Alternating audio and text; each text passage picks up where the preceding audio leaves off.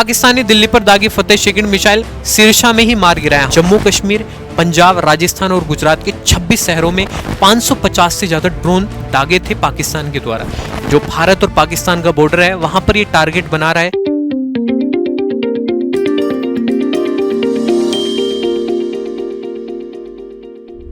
RG ज्ञान सबसे सटीक।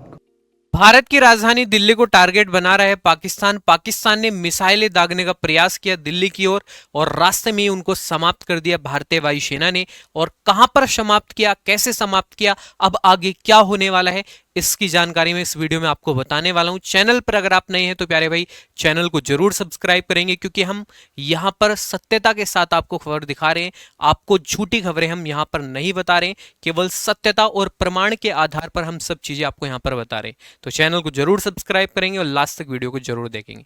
तो आप सभी प्यारे भाइयों को बताएं कि भारत और पाकिस्तान के युद्ध चल रहा है और पाकिस्तान जवाबी कार्रवाई दे रहा है।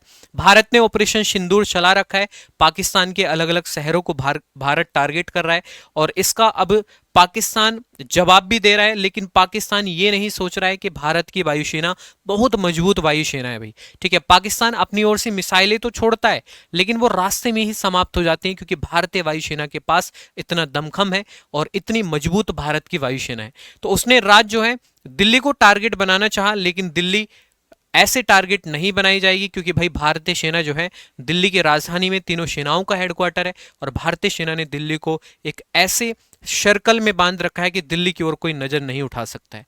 तो आप सभी को बताएं कि पाकिस्तान इस समय बौखलाया हुआ है और पाकिस्तान की सेना ने शुक्रवार रात से ही भारत के सैन्य ठिकानों पर मिसाइल और ड्रोन से हमले कर रही है। कौन? पाकिस्तान की सेना।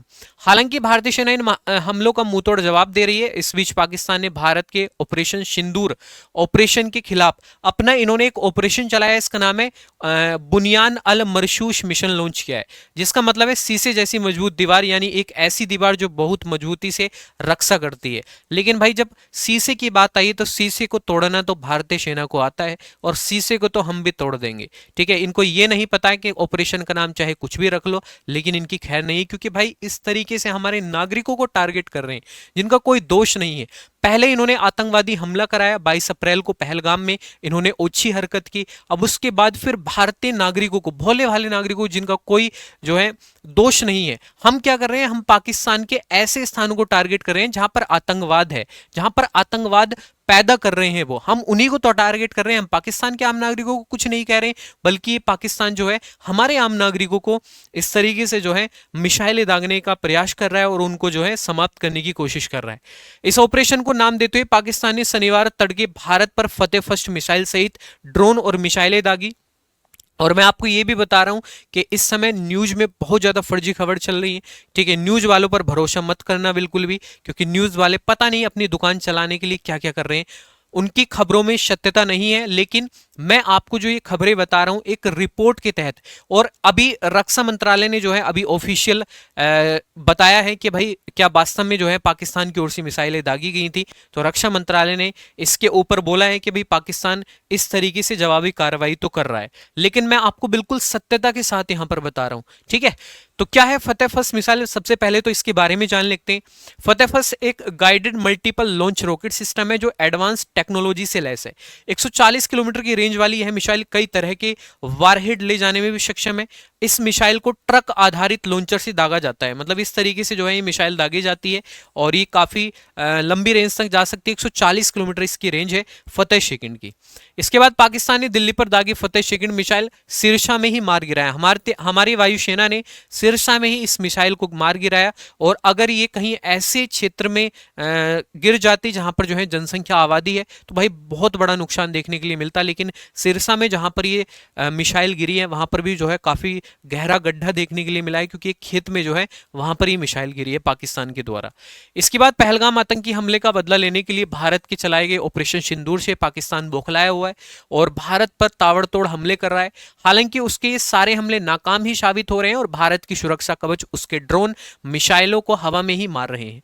इस बीच खबर है कि पाकिस्तान की तरफ से बीती रात फतेह सेकंड मिसाइल भी दागी गई। सूत्रों के मुताबिक इस मिसाइल का लक्ष्य दिल्ली का था, लेकिन हमें हरियाणा के सिरसा में ही इसको मार गिराया है। ये कुछ नहीं कर सकता है क्योंकि हमारी सेना काफी मजबूत है और भाई हमारे नागरिक सत्यता के आधार पर है। ठीक है, हम ऐसी जगह हमला नहीं कर रहे हैं जहां जहां पर उनके नागरिक हैं। ठीक है भाई, नागरिकों को कोई दोष नहीं है। ठीक है, सभी के परिवार होता है, सभी के भाई बहन होते हैं, सभी के माँ बाप होते हैं, और जिसके घर से अगर कोई चला जाता है तो उसको पता होता है। ठीक है, दूसरे लोगों को इतना फर्क नहीं पड़ता है भाई, जो अपनों को फर्क पड़ता है। अगर माँ बाप, जैसे भारत में जो है प्यारे भाई, एक शहीद हुए हैं अभी हरियाणा के। ठीक है, अकेले थे वो, और जब वो शहीद हुए, मतलब उन माँ बाप पर किसी का भी सहारा नहीं रहा है। ठीक है, एक बेटे का ही सहारा था, अब वो माँ बाप अकेले रह गए। तो भाई इस तरीके से जो जो लोग शहीद होते हैं, जिनके परिवार से लोग जाते हैं, तो वास्तव में बहुत दुख होता है। तो हम ये युद्ध नहीं चाहते थे, लेकिन पहलगाम आतंकी हमला किया, उसके बाद नौटंकीबाजी पाकिस्तान लगातार करते जा रहा है। तो भाई कहाँ तक सहन करेंगे हम ये चीजें। ठीक है, ऐसा नहीं कि हमने हाथ बांध के रखे हैं, लेकिन प्यारे भाई जवाब तो कार्रवाई इनको, मतलब करारा जवाब तो इनको हम दे ही रहे हैं लगातार। और आप देख सकते हो पूरा जो है, जो भारत और पाकिस्तान का बॉर्डर है, वहां पर ये टारगेट बना रहा है उस पाकिस्तान के बॉर्डर पर। और ये हरियाणा का देख सकते हो आप, हरियाणा का मैप है। ठीक है, हरियाणा को भी टारगेट बना रहा है। जैसे सिरसा है, यहां पर स्थित है, सिरसा यहाँ पर स्थित है। मतलब जो पाकिस्तान के आसपास राज्य हैं, ठीक है, उनको ज्यादा टारगेट कर रहा है।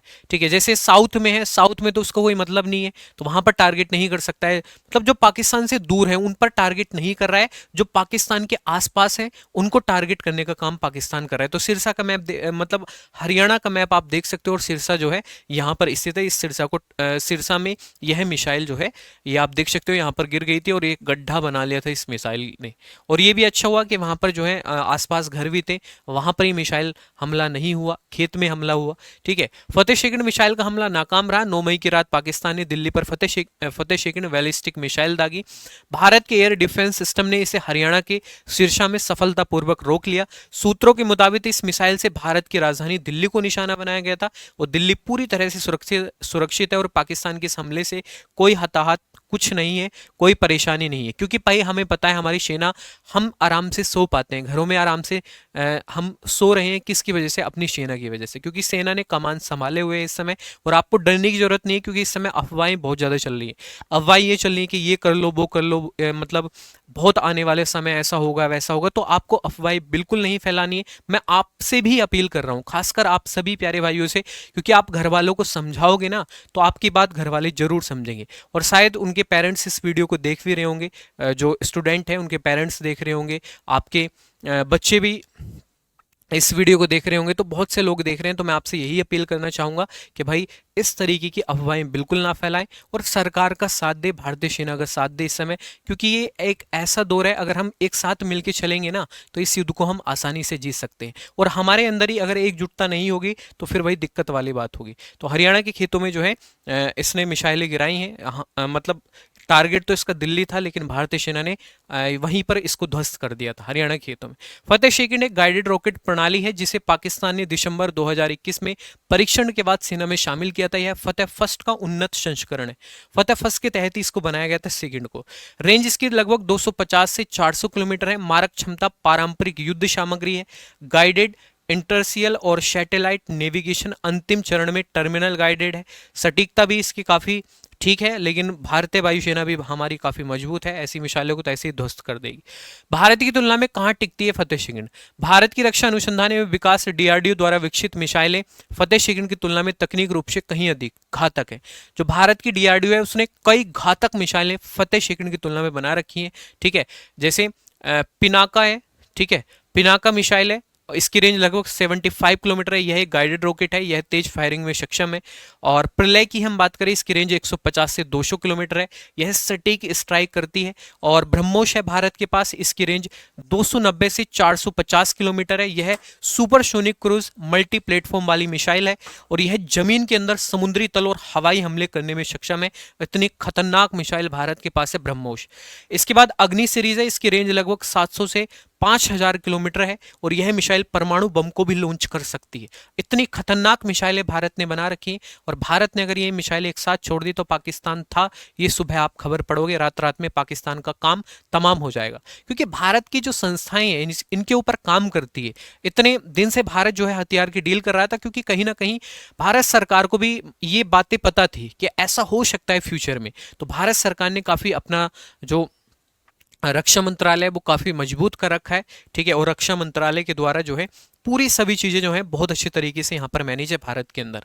पाकिस्तान की मिसाइलों को भारत के S-400, L-17 और JDU-23 और शकील का जैसे एयर डिफेंस सिस्टम लगातार नस्ते नाबूद कर रहे हैं। मतलब ये नस्ते नाबूद कर रहे हैं जितने भी पाकिस्तान की मिसाइलें। उधर पाकिस्तान की सेना ने दावा किया है कि भारत बैलिस्टिक मिसाइलें दाग रहा है।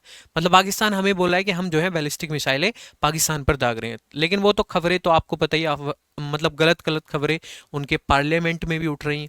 वहां पर जाते हैं प्रधानमंत्री पार्लियामेंट में, अलग अलग तरह के बयान देते हैं कि हमने राफेल उनके गिरा दिए, हमने ये गिरा दिया, हमने वो गिरा दिया।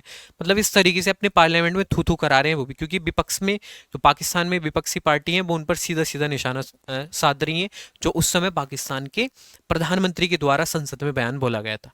पाकिस्तान के शनिवार रात को हमले के बाद भारत ने उनके कम से कम 4 एयरवेज पर हमला किया। एक नई खबर मैं आपको बता देता हूं, 4 एयरवेज पर भारत ने हमला किया है। न्यूज एजेंसी ANI ने सूत्रों के हवाले से यह जानकारी दी है। बॉर्डर सिक्योरिटी फोर्स ने शनिवार को एक वीडियो जारी किया। इसमें पाकिस्तान के सियालकोट में आतंकी लॉन्चपैड की फुटेज है जिसे BSF ने तबाह कर दिया है, और ड्रोन यहीं से दागे जा रहे थे। मतलब पाकिस्तान की ओर से जो ड्रोन दागे जा रहे थे वो यहीं से दागे जा रहे थे। अब इनको समाप्त कर दिया है।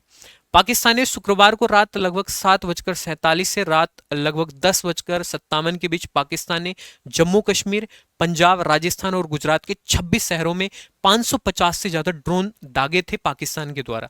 इस हमले को आर्मी ने नाकाम कर दिया और पाकिस्तान ने शनिवार सुबह फिर जम्मू कश्मीर, पंजाब, राजस्थान, हरियाणा और गुजरात में हमला किया। राजौरी, पुंछ और जम्मू में भी भारी गोलीबारी लगातार ही पाकिस्तानी कर रहे हैं, और राजौरी के प्रशासनिक अफसर समेत 5 लोगों की गोलीबारी में मौत हो गई। मतलब एक प्रशासनिक अफसर की भी मौत हो गई, ठीक है। लगातार गोलीबारी पाकिस्तान कर रहा है और उसमें भारत के आम नागरिकों को निशाना बना रहा है, जिनका कोई दोष नहीं है, जो भोले वाले हैं, और उनको लगातार पाकिस्तान के द्वारा टारगेट किया जा रहा है। जम्मू शहर में भी हवाई हमला जारी है, कई इमारतों को नुकसान भी पहुंचा है। पाकिस्तान बॉर्डर से लगे श्री गंगानगर और हनुमानगढ़ जिले में रेड अलर्ट है।